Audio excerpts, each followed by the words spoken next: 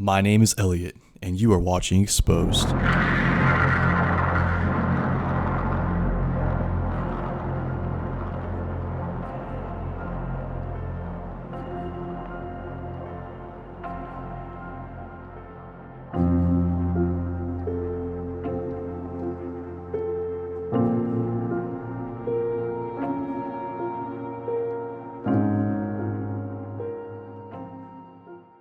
Donald J. Trump.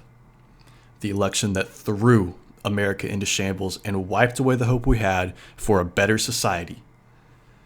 Racism, sexism, toxic masculinity, and a disgusting obsession with border walls are just a few depressing reminders that this man is now our president. So what went wrong? April 30th, 1945. Adolf Hitler is finally lowered to his grave, and the 6-year power struggle is just a few months away from ending. America is saved, and progress towards a progressive, utopian society can continue at last. Yeah, I wish. Fast forward to November 8th, 2016. Donald Trump is elected President of the United States of America, and the country is in a riot. Scandal after scandal, story after story cannot defeat his support.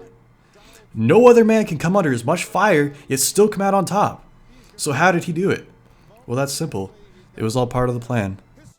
Founded in June of 1980 by Ted Turner, Cable News Network was the first television station to provide nonstop news coverage 24 hours a day.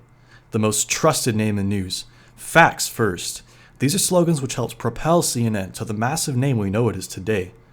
But what if I told you CNN wasn't the most trusted name in news? Even going as far as saying that Trump's constant accusations of fake news are true. Or possibly a code for something more. A continued assessment, actively reported by CNN, is the frightening story that Russia hacked the US primary elections in 2016.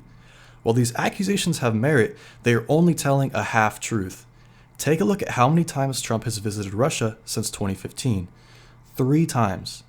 Interesting, but the continued planning and obvious plot to win the election in 2020 as well, you would think he would need more time to prepare. This place is like Clutopia, Scoob. Now you could argue that he just uses his phone in the Oval Office and uses an untraceable connection, but who monitors that to keep it secure? Not explicitly well known to the American public, the White House uses an encryption network called SIPRNet. This is the same network used military-wide alongside the entire DoD, the FBI, and the Secret Service. So let's put this into perspective. In order for the president to have continued secure connection, it needs to pass 6 layers of monitoring to ensure that nothing harmful gets through. To put this into perspective, any phone call the president makes anywhere outside of the country or otherwise can be actively heard by potentially hundreds of people, from the FBI to the NSA. The fact that Trump has been in office for over 2 years and dire evidence still hasn't been leaked brings the conclusion to one of 2 things. Either 1, every person, the FBI, Secret Service, NSA, and White House wide support Donald Trump, which we know is not true. Or number 2, he was receiving and relaying information from an outside source. Enter CNN once again, the largest figuratively self-proclaimed anti-Trump network of America, saying that they played any part in assisting Trump to win the 2016 election and soon again in 2020 is outrageous, and it's laughable if you think about it. But that's the point.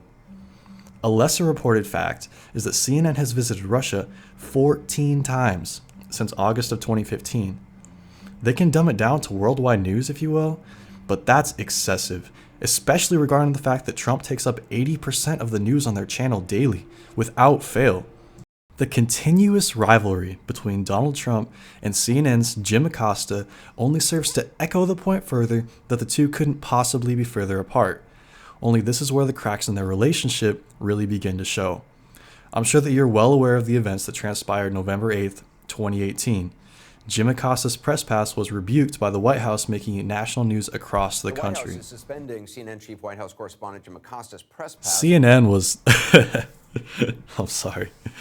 CNN was outraged, gathering much support from fellow competitors such as CNBC and even Fox News.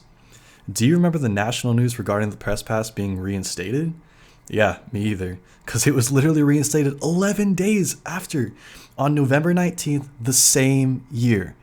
The confiscation of Jim's press pass was only a publicity stunt to further dispute the relationship between the White House and CNN to the American people. Now think about this a little bit more. Jim Acosta has a press pass that gives him easy access to the White House with the ability to talk with Trump offline. In other words, no monitoring. You see where this adds up?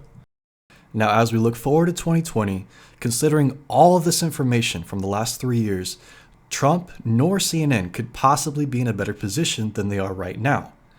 For as much hate as they give each other, this is easily the most cut and dry, mutually beneficial relationship when you look at all the facts. CNN skyrocketed in popularity during 2015 and 2016 due to their constant coverage of Trump. The stock price of their parent company, Time Warner, also reflects this very clearly. And yet, contrary to what it might seem, Trump also benefits. Due to the constant screen time and bashing from networks and companies that his supporters already hate. CNN spending 80% of their daily screen time on Trump is fuel and ammunition for his supporters to get out and vote to beat those that they consider to be weak. CNN serves as a middle ground to rile the supporters of the candidate that they despise in quotation marks while keeping their regular viewers and not lowering themselves to become like Fox News. As long as Trump is in the spotlight, CNN makes money.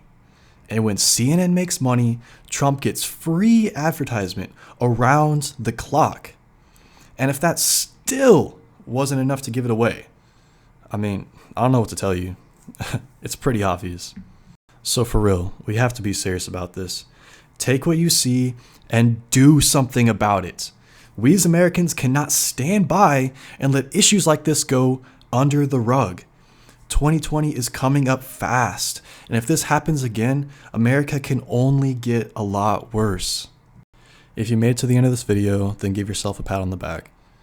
You do not have to be a sheep. There's so much information in the world that if you open your mind, you can go and find it. I make a new video every single Monday, so come back next week.